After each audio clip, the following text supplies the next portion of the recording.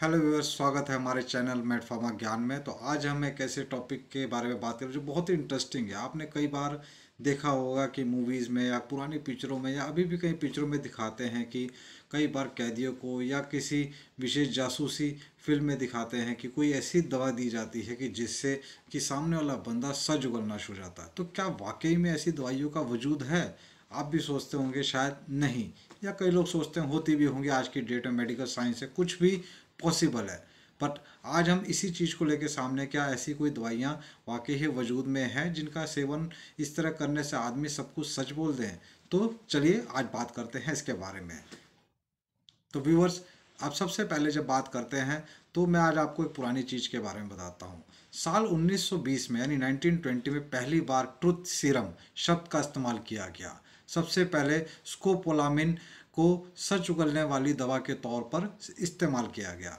ये पहली ऐसी दवाई है जिसको कैदियों पे दिया गया ताकि उनके सच बोला जा सके। तो आइए जानते हैं कि कैसे काम करती हैं सच उगलवाने वाली दवाइयाँ। ट्रुथ सीरम यानी सच उगलवाने वाली दवाएं। ऐसा माना जाता है कि ये दवाएं इंसान के दिमाग को प्रभावित करती हैं और झूठ बोलने नहीं देती हैं। इन दवाओं के प्रभाव में इंसान हमेशा सच ही बोलता है। आइए आज हम जानते हैं कि किन दवाओं के लेने से सच उगलवाने वाली दवा के तौर पर इस्तेमाल किया जाता है और वो कितनी असरदार साबित होती हैं। इन ट्रूथ सीरम के बारे में जानने से पहले सबसे पहले हमें इनके इतिहास के बारे में जानना होगा कि कब ये वजूद में आई। ट्रूथ सीरम शब्द 1920 में चलन में आया था। इन दवाओं का इस्तेमाल CIA, पुलिस और नाजी जासूसों ने किया।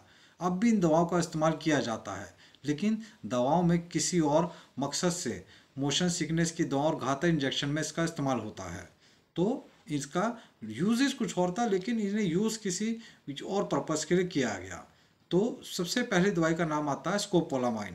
पहली बार इसे डॉक्टर रॉबर्ट हाउस ने बढ़ावा दिया था।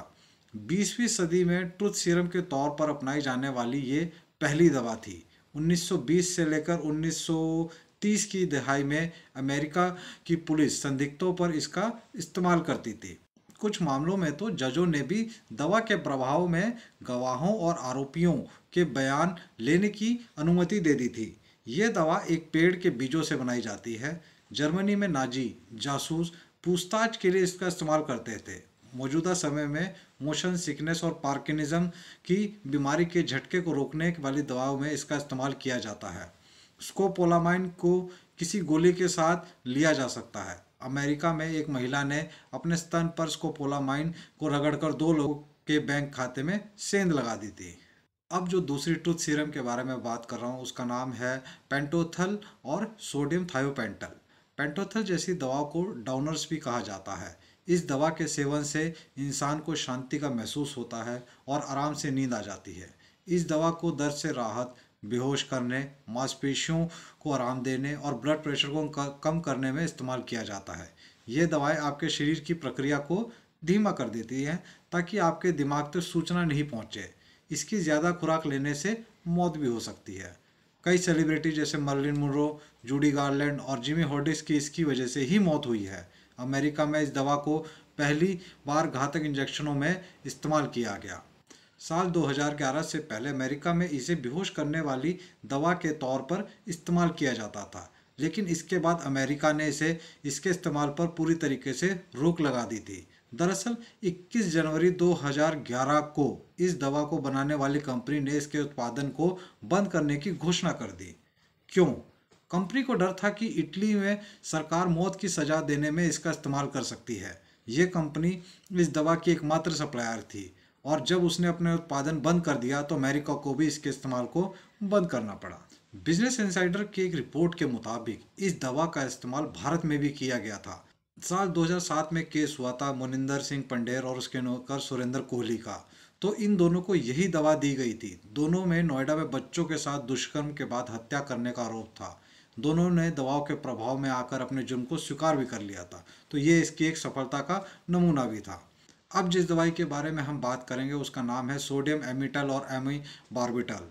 ये भी एक तरह का डाउनर ही है। दूसरे विश्व युद्ध के दौरान व्यापक पैमाने पर इसका इस्तेमाल होता था। सैनिक इसे चिंता भगाने वाली दवा के तौर पर सेवन करते थे। नींद न आने की बीमारी को दूर करने के लिए भी कभी कभी इस दवा का इस्तेमाल किया जाता था। एक विकसित व्यक्ति के लिए इसका 1 ग्राम काफ़ी होता था। ज़्यादा खुराक लेने पर मौत भी हो सकती थी। अब सच उगलने वाली दवा के तौर पर इसका इस्तेमाल नहीं होता है। अब नंबर आता है इथाइल अल्कोहल। जी हाँ, इथाइल अल्कोहल मतलब शराब। इटली में कहावत है विनो वेरिटास, यानी जहाँ शराब है वहाँ सच है।